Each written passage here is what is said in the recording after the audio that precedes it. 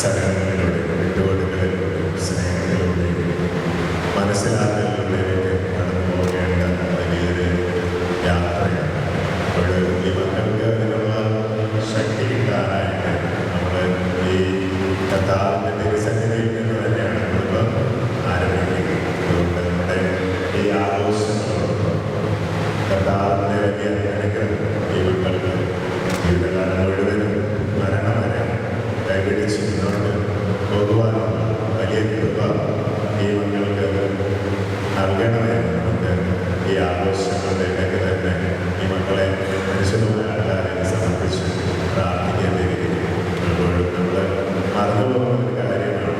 നമ്മളെല്ലാ ആഘോഷങ്ങൾക്കും നമ്മൾ ഓടിക്കൂട്ടുന്നാലേ നമുക്ക് വേണ്ടി പ്രാർത്ഥിക്കുവാനായിട്ട് നമ്മൾ പലപ്പോഴും മറന്നു പോകുന്ന അവസ്ഥ. എന്നാൽ കർത്താവിൻ്റെ തിരുസന്നിധിയിൽ നിന്ന് തുടങ്ങുന്ന കുടുംബം മരണം വരെ ഒന്നിച്ച് ആയിരിക്കുന്നതിന് വേണ്ടി നമ്മൾ അതിലധികം പ്രാർത്ഥിക്കുകയും കർത്താവിൻ്റെ മുമ്പിൽ ഒത്തിരി കരങ്ങൾ ഉയർത്തുകയും ചെയ്യേണ്ടതുണ്ട്.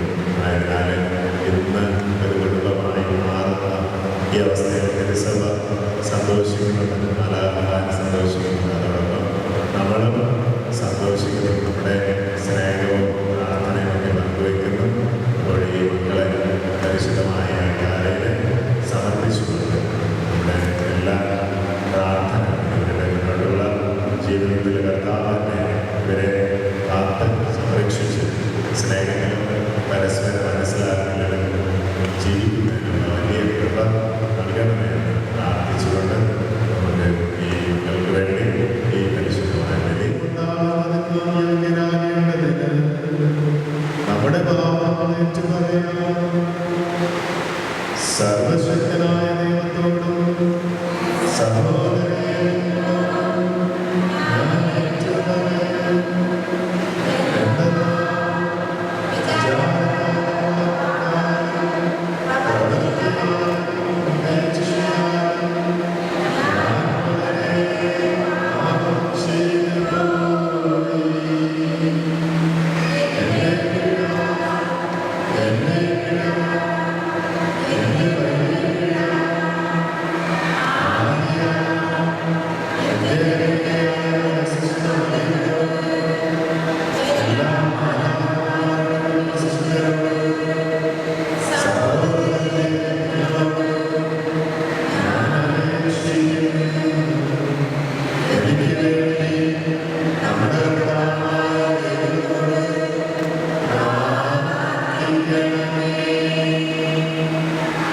സർവശക്തനായ നമ്മുടെ പാപങ്ങളോർത്ത് നമ്മെ ജീവിതത്തിലേക്ക് നയിക്കുമാറാകട്ടെ.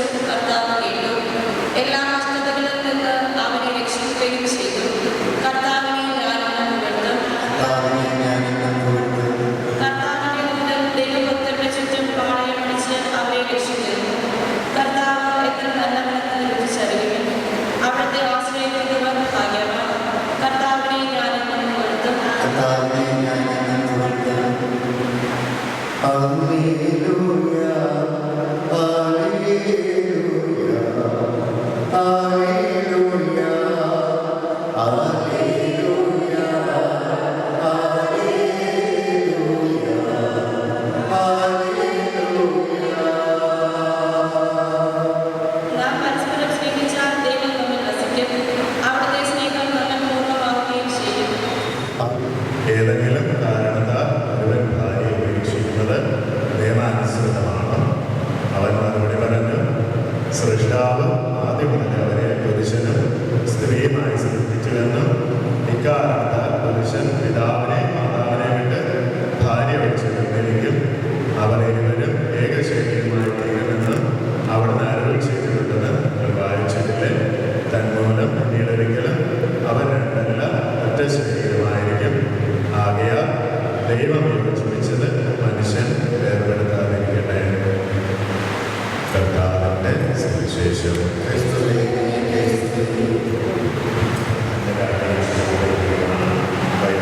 ജീവിതത്തിന്റെ എല്ലാ ചിന്തകളിലും ജീവനം പരസ്പരം വിശ്വസിക്കുന്നതായിരിക്കും.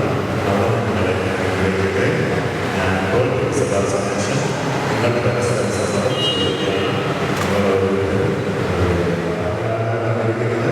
ആരുടെയും സമ്മതമില്ലാതെ പൂർണ്ണമായ സമ്മതത്തോടെ നിങ്ങൾ ഭാര്യാഭർത്താക്കന്മാരെ ആയുഷ്കാലം മുഴുവൻ പരസ്പരം സ്നേഹിച്ച് ആദരിച്ച് ജീവിക്കുവാൻ ശ്രമിക്കണം.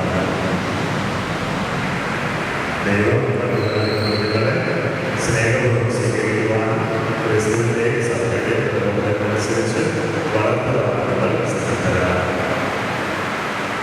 വിവാഹങ്ങൾ ചെയ്യാൻ പോകുന്നവർ വളരെ ക്ഷണിച്ചുകൊണ്ട് ദൈവത്തിന്റെ ക്രിസ്തുവിനുണ്ടായ